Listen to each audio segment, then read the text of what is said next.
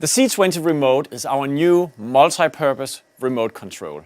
So remote controls, they work great on a table like here. They are also great in the palm of your hands. They have a really solid build, but they are specially designed with a 1/4" thread on the backside to be mounted on a clamp or a tripod or similar device, which makes them great to put with a camera operator to make him a one-man band that produces a show, moves the camera, and so forth. So a lot of control can be put into the hand right where it's needed.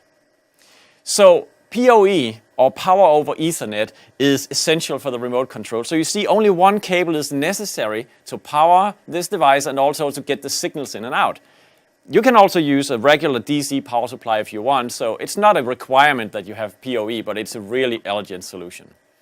So the C20 Remote has 8 buttons, which are RGB colored, and they have displays, each of them. On top of that, we have 2 encoders also with displays, and this makes the C20 Remote extremely flexible and user-friendly at the same time. For this presentation, I've brought 4 pieces of broadcast equipment. Because after all, if you didn't have any of this, you wouldn't have a reason to purchase our C20 Remote or any of our controllers. So we have a Smart View, or actually it's the SmartScope, we have a VideoHub, HyperDeck Mini, and also an ATEM Television Studio HD. So 4 pieces of equipment. They are all connected by IP, and the C20 Remote is connected to every one of them. And the way we integrated all that connectivity to this small device with 10 interface components is using states. And I'm going to demonstrate how that works. I want to open your imagination to how you could configure a C20 Remote to fit whatever your scenario is. So this is not necessarily a working configuration that you can relate to, but use your imagination and see the possibilities, okay? Right, so we are in the ATEM state currently. It means that these 8 buttons has been set up to route sources to preview on the ATEM switcher. These buttons will perform an auto transition and a cut transition. So there you have your video producer in the hand of your cameraman, really. Now, if I turn this knob, you see the state changes to HyperDeck. That's the label saying HyperDeck. We also see HyperDeck is identified in the top of all the labels. And we have a button here that will play back a clip. We have one that will stop the HyperDeck and one that will start recording. So let's try to start recording. So now we are recording to the HyperDeck, and now we are stopping recordings again. So if we continue to the next state, we have SmartScope. And if we look at the equipment over here, you see on the left monitor the regular picture, and that's what is set by the first button, Scope A picture. Then I press the waveform button and just see what happens with the SmartScope. It changes to waveforms. Then I press here, we have Vector Scope. We press here, we have Vector Scope 100. We have RGB parade, YUV parade, histogram, and also audio meters. Back to picture. So that was SmartScope control. And then finally, we have the VideoHub control for the 4th state. So with this one, you see in the top, you have the source. It's the left monitor. And as I press this button, you see how the input for the particular output is routed exactly when I press the button. If I turn it the last time, I'm back to the ATEM state.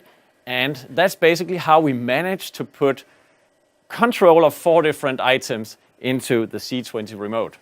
The C20 Remote here is configured to control ATEM switchers, HyperDecks, VideoHubs, and SmartScopes all at the same time. And we are going to look at how this has been configured.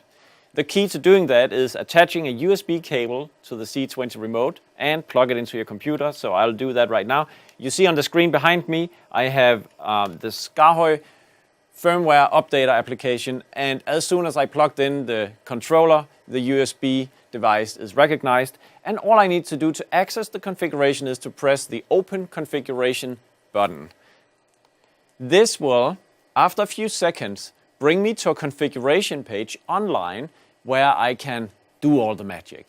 So you see already we have 4 device cores installed for each of the devices we are controlling.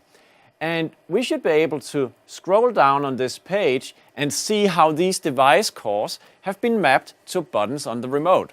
The first thing we'll take a look at is something called states. Scrolling down to the bottom of the page, we see that we have 4 states in the remote: the ATEM state, the HyperDeck, the SmartScope, and the VideoHub state. These are also reflected on the encoder in the top right corner. So as I turn the knob, I'm changing through these 4 states. And it's really easy to see how these states will affect the controller configuration, because each of the columns you see represents what happens in that particular state. What I like to do is to go to the top of the page when I want to address a particular component. And I would like to take a look at the button in the lower left corner, this one. So I'll go to the graphic and click the component, and it will immediately jump to that configuration on the page. And we see for ATEM state, we have an action called Program Preview selected that will put input source number 5 on ME1. But if we are in the HyperDeck state, we will instead go to the previous clip. If we are in the SmartScope state, we will set the RGB parade scope type for scope A. And finally, if we are in the VideoHub state, it will be input 5 on the VideoHub routed to output 1.